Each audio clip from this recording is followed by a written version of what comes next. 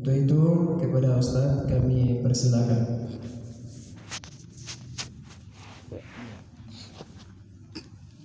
Pak Imam.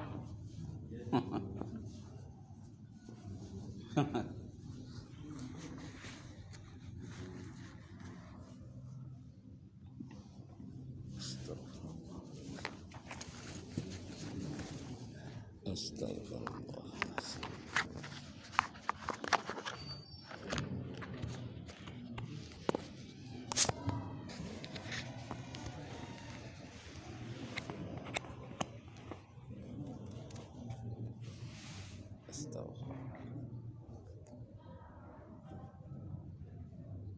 Assalamualaikum warahmatullahi wabarakatuh. Syukur alhamdulillah kita persembahkan kehadirat Allah Subhanahu wa taala. Salawat dan salam kepada junjungan alam Nabi kita Muhammad sallallahu alaihi wasallam. Semoga kita mendapat syafaat beliau kelak pada hari kiamat. Bapak Ibu yang terhormat, kita sekarang sedang dikurung oleh virus, ya kan? Virus itu artinya racun. Tidak ada virus yang tidak berupa racun.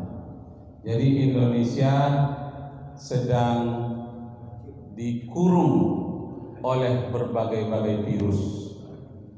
Jadi yang melaksanakan sholat Idul Fitri besok itu di depannya ditutup, cuma di belakangnya ada sedikit orang yang melakukan sholat Idul Fitri, surau-surau bagian belakang masjid. Karena yang tidak boleh itu secara demonstratif,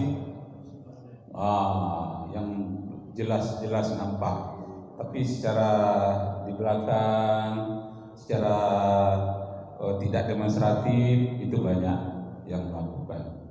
Ketika saya keliling-keliling, orang bertanya bagaimana itu Ustaz, kata saya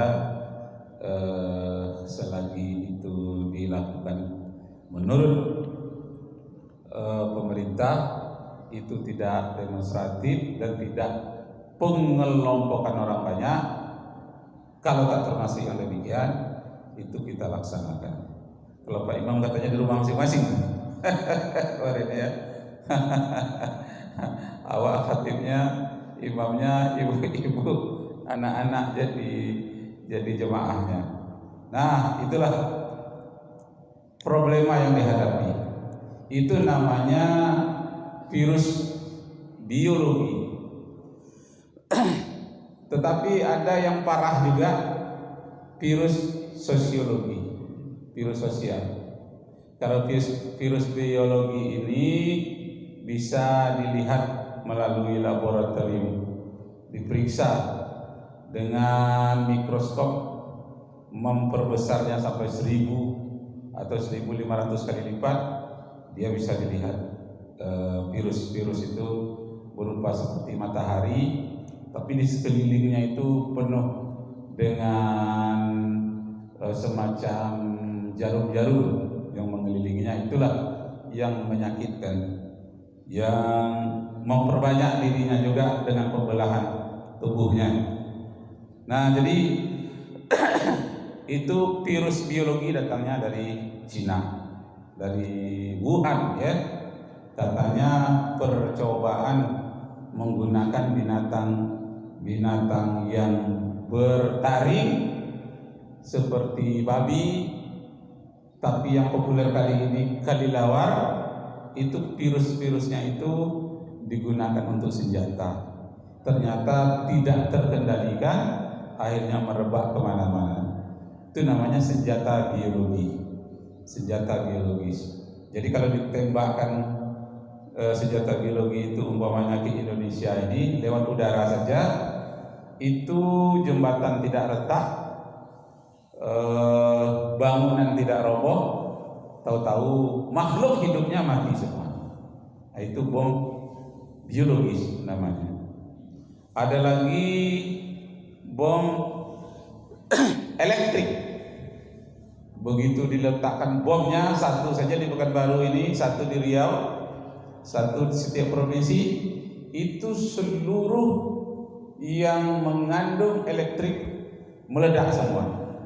Radio, televisi, handphone tak berfungsi, tidak pun meledak, tapi tidak ada satupun yang mengandung besi, yang elektronik yang tidak rusak, semuanya rusak. Itu namanya bom elektrik. Nah, ada lagi namanya bom plastik. Mungkin jarang kita dengar ya. Diledakkan bom itu pada suatu negara, semua yang berbahan plastik meledak semua. Termasuklah apa kita ini, AC yang berbahan plastik, jam yang bungkusnya plastik, mobil yang banyak plastik, mulai dari joknya sampai kepada pelapis-pelapisnya itu banyak sekali. Nah, seluruh yang berbahan plastik meledak semua. Itu bom plastik. Nah, jadi secara jin, iblis, syaitan untuk menghancurkan dunia ini dituntunnya manusia itu kepada yang merusak. Oleh orang yang tidak beragama, petunjuk dari iblis itu diikutkannya. Sampai ada 2 orang peneliti namanya Mary, perempuan di Jerman. Mary orang Yahudi Jerman. Satu lagi namanya Curie, suaminya. Jadi suami istri ini kuliah dari Jerman pindah ke Amerika. Sampai di Amerika itu dosennya adalah pencipta bom atom ini, Einstein namanya. Jadi S1-nya di Jerman, S2 sampai S3-nya di Amerika. Mary dan Curie. Apa yang ditelitinya? Timah hitam yang terdapat di pegunungan. Nah, jadi merkuri itu terdapat di dalam timah hitam itu. Nanti disaring akan menemukan inti nuklir di dalamnya. Kabarnya di pegunungan Sumatera Barat itu banyak, ya kan? Jadi itu mahal sekali harganya. Di Papua, di pegunungannya juga banyak. Jadi orang mengambil emas di Papua itu bukan hanya emas yang diambilnya, tapi juga timah hitam yang mengandung merkuri itu. Nah, banyak orang turis-turis itu, orang barat jangan disangka cuma jalan-jalan melihat-lihat gitu saja. Di pantai-pantainya di mana? Banyak pantai-pantai itu yang mengandung emas. Banyak pantai-pantai pasir itu yang mengandung merkuri juga. Lumpur-lumpur bahkan ada yang mengandung merkuri. Nah, itu mereka teliti oleh mahasiswanya, nanti bisa diciptakan bom nuklir. Akan tetapi nuklir itu bukan hanya digunakan untuk bom, bisa juga untuk listrik karena tenaganya itu. Jadi intinya itu namanya foton. Intinya. Kemudian yang mengelilingi intinya itu namanya elektron. Elektron ini bermuatan negatif. Nah, jadi ada lagi yang positif mengelilinginya, namanya proton. Jadi proton, neutron, dan elektron mengelilingi inti atom yang namanya foton. Setiap dia mengelilingi itu dia mengeluarkan energi. Energinya itulah yang diambil bisa dikendalikan untuk meledakkan sebuah bom, namanya bom atom. Nah, jadi proton, neutron, dan elektron, ada lagi namanya inti meson, tidak termasuk terason. Nah, terason itu UBR, kosong ya, dan terason tidak masuk. Jadi yang masuk proton, neutron, dan elektron. Dalam bahasa Arab, atom itu namanya an-nawawi. Nah, jadi al-bom an-nawawi, bom nuklir. Ada kita pernah dengar nama Imam Nawawi ya? Nawawi itu artinya nuklir dalam bahasa Arab. Dan ilmuwan namanya Abu Raihan Al-Biruni meneliti merkuri yang terdapat pada waktu itu abad yang ke-8. Sekarang abad yang ke-21 ya. Jauh dulu ilmuwan-ilmuwan muslim belum menemukan yang itu. Tetapi tidak dipergunakan. Dipanggil oleh Khalifah Abdul Hamid, wahai Al-Biruni, ciptakanlah suatu senjata yang menghancurkan orang-orang kafir itu karena mereka berlaku zalim. Katanya Khalifah, mudah sekali. Kalau aku menciptakan bom untuk menghancurkan itu mudah sekali dalam waktu singkat. Tapi apa gunanya untuk menghancur? Aku hanya mau membuat hal yang bermanfaat berdasarkan Al-Qur'anul Karim. Wala tufsidu fil ardh innallaha la yuhibbul mufsidin. Jangan sekali-kali kamu membuat kerusakan di bumi ini. Sesungguhnya Allah sangat benci kepada orang yang berbuat kerusakan. Nah, jadi sebetulnya mudah, termasuklah si Merkuri tadi, si Mary dan Curie, suami istri, akhirnya dia menghentikan penelitiannya itu. Diberhentikannya, kenapa? Ini mungkin setan yang menghasut saya, ini dosen katanya. Kenapa? Terdorong saja hati pikiran saya itu untuk menggalinya, ketemu, dan dengan satu bongkahan dari Merkuri itu, nah dari bahan-bahan yang mengambil Merkuri itu satu genggam saja bisa menghancurkan dunia.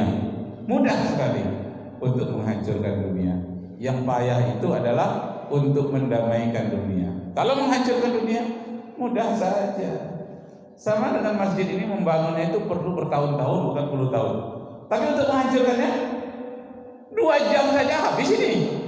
Mudah untuk menghancurkannya. Nah, untuk membangun itu yang susah. Jadi kata Al-Biruni, Abu Raihan Al-Biruni, Khalifah, janganlah engkau suruh aku membuat senjata seperti itu. Mudah sekali terlanjur aku mengadakan penelitian, aku lakukan, dibuat oleh orang lain, dia akan menyebar kerusakan itu ke seluruh dunia. Aku tidak mau menjadi orang yang paling awal, orang yang berpermulaan untuk melakukan kerusakan itu. Nah, jadi dihentikannya. Nah, yang di Jerman tadi Merkuri juga menghentikannya. Setelah dia berhenti meneliti, ditaruh hasil penelitiannya itu di laboratorium Jerman. Nah, terjadilah perang dunia kedua. Orang-orang Yahudi Jerman yang pintar-pintar melarikan diri ke Rusia. Ada 10 profesor yang lari ke Rusia. Lebih dari 10 orang melarikan diri ke Amerika. Kedua-duanya itu menciptakan bom atom. Yang di Rusia, yang 10 orang tadi meneliti dan membuat bom atom karena disokong biayanya oleh pemerintahnya. Yang di Amerika cepat-cepat, ternyata yang di Amerika yang duluan menemukan. Nah, itulah bom atom yang digelar dengan little boy. Little itu kecil, boy itu anak, seperti anak kecil itu, ada lehernya, dan bom itu disambungkan, nanti dijatuhkan terutama di Hiroshima dan Nagasaki, Jepang.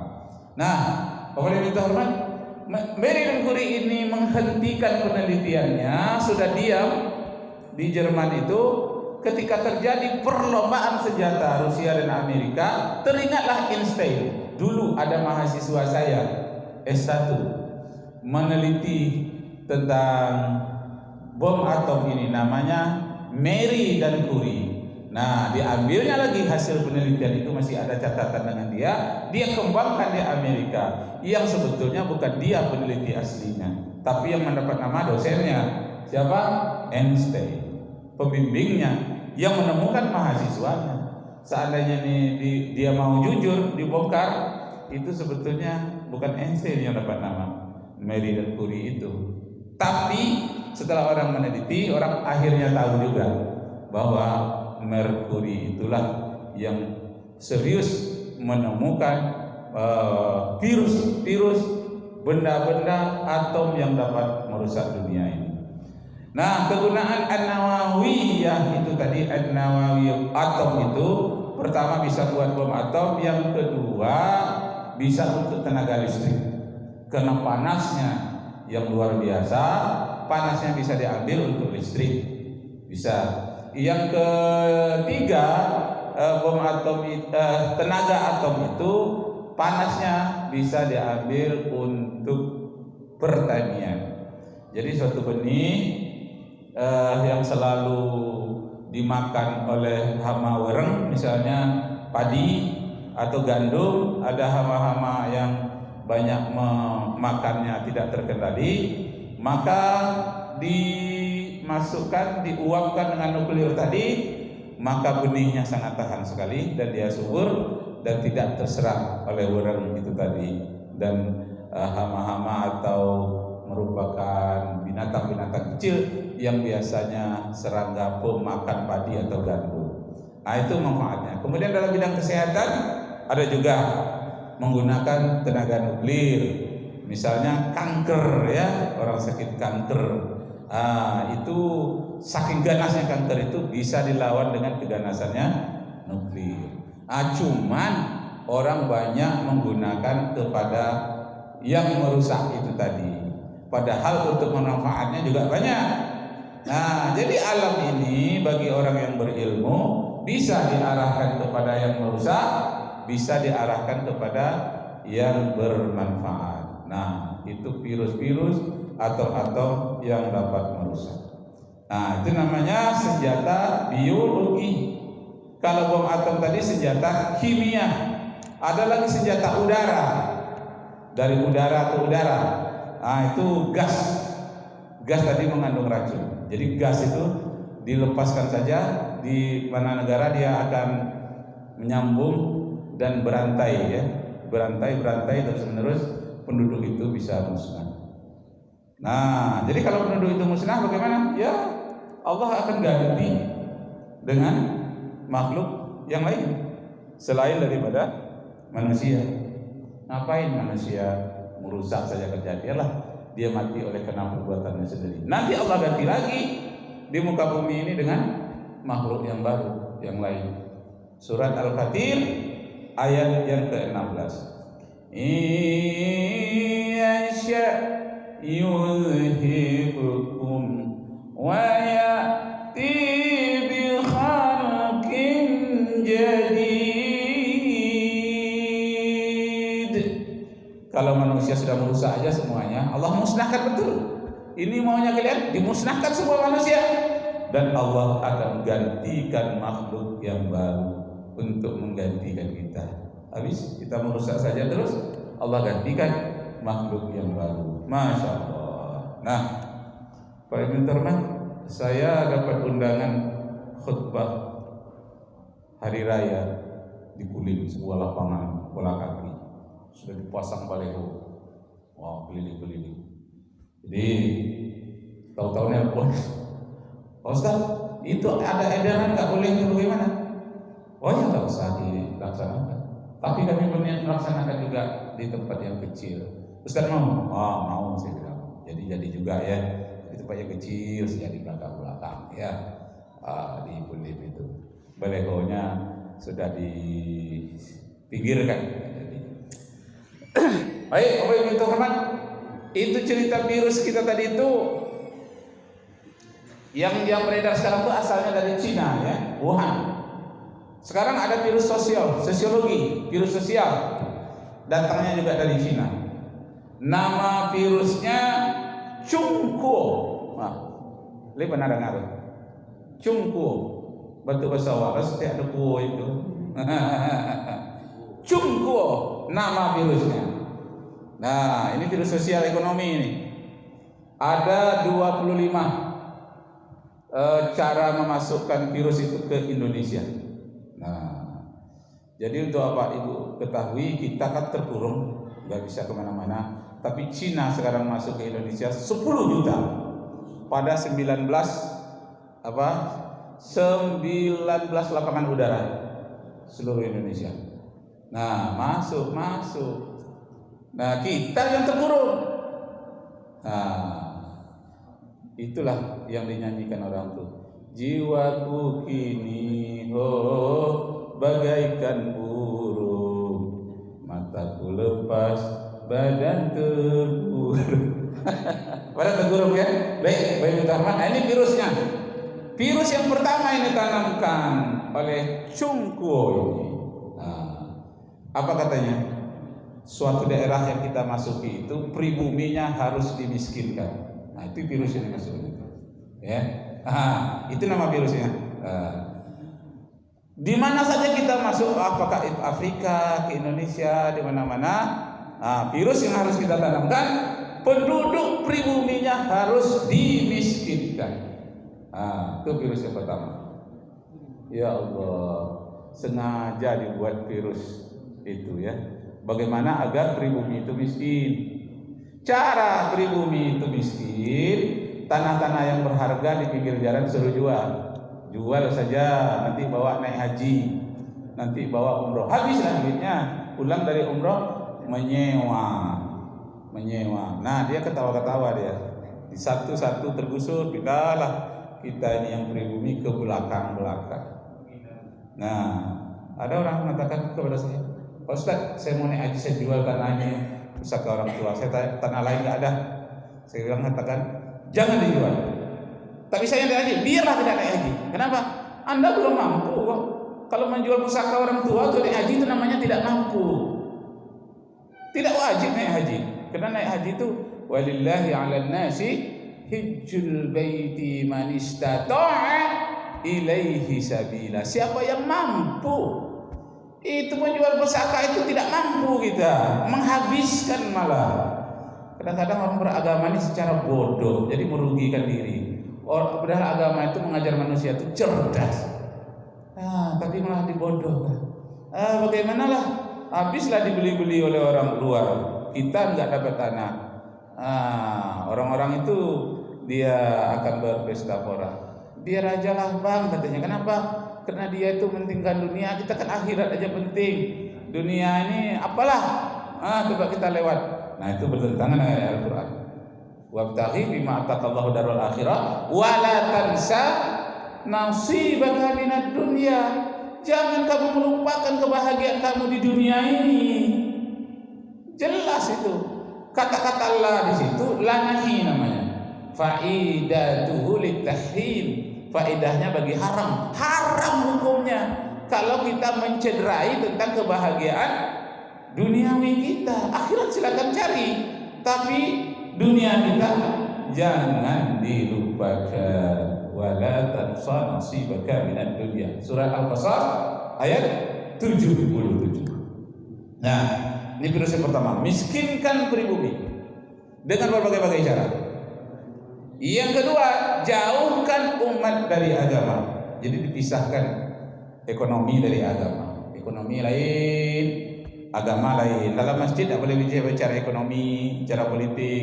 Ya, ibadah-ibadah saja, ibadah mahdoh maksudnya. Nah, itulah keinginan mereka itu. Jauhkan umat dari agama. Agama cukup di masjid saja. Kalau di luar tidak boleh. Makanya mereka sangat menentang itu adanya perda syariah, adanya pasar syariah, adanya koperasi syariah, adanya hotel-hotel syariah. Mereka menentang sekali. Kenapa ekonomi dikaitkan dengan agama? Padahal agama kita memang mengajarkan begitu. Disamakannya dengan agama lain tidak bisa. Nah, virus yang ketiga namanya agama itu harus dianggap sama semua, dicampur adukan. Itu orang liberal namanya pluralism. Pluralism namanya. Plural. Campur adukan agama itu sama saja. Jadi mana yang ringan ambil, mana yang berat tinggalkan. Nah, itu yang mereka inginkan. Virus yang ketiga. Virus yang keempat, adu domba, dibenturkan antara sesama pribumi. Dibentur-benturkanlah. Bagaimana mereka itu saling bermusuhan. Itu. Jadi virus yang keempat ini memang benturkan sesama pribumi. Pribumi pula itu. Masya Allah, ya Allah. Yang kelima, adu domba antar golongan. Jadi kalau ada kita dalam agama ini bergolong-golongan, ada yang salafi, non salafi, ada mazhab, anti mazhab, yang bid'ah, anti bid'ah. Atur golongan, atur celah untuk mengadu domba. Sampai-sampai kadang-kadang berdekatan sholat tidak tegur sapa. Kenapa? Karena mazhabnya lain. yang ini yang satu anti, yang satu iya. Nah itu celah harus dimanfaatkan, harus digunakan untuk mengadu domba. Pertanyaannya, kita mau jadi domba apa tidak? Karena banyak pula kita mau jadi domba, diadu-adu.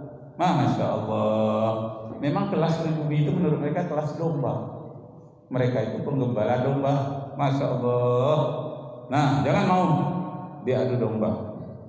Nah, virus yang keenam, katanya rusakkan generasi muda dengan miras dan narkoba.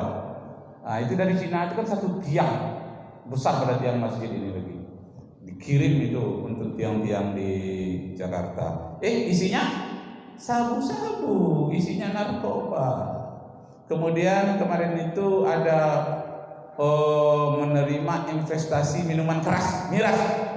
Papua yang habis-habisan menolak. Kenapa? Karena setiap hari katanya satu orang mati gara-gara minuman keras. Jadi makanya bantuan untuk Papua dari Jakarta itu banyak habis. Kenapa? Dikasih 2 miliar satu desa, satu hari atau satu minggu habis. Kenapa? Begitu dapat bantuan mereka pesta pora dulu, pesta pora minuman keras, mati di situ. Jadi minuman keras itu membunuh terhadap pribumi yang bodoh. Nah, mau dia dipancing dengan minuman keras. Nah, jadi rusakkan generasi muda dengan miras dan narkoba. Masya Allah, ini racun virus sosiologi ini lebih berbahaya dibandingkan dengan virus biologi. Nah, kemudian yang ketujuh, racuni pribumi dengan produk-produk asing. Dan dia tidak boleh mencintai produk dalam negeri. Nah, apa yang kita mulai dari HP produk asing sampai kepada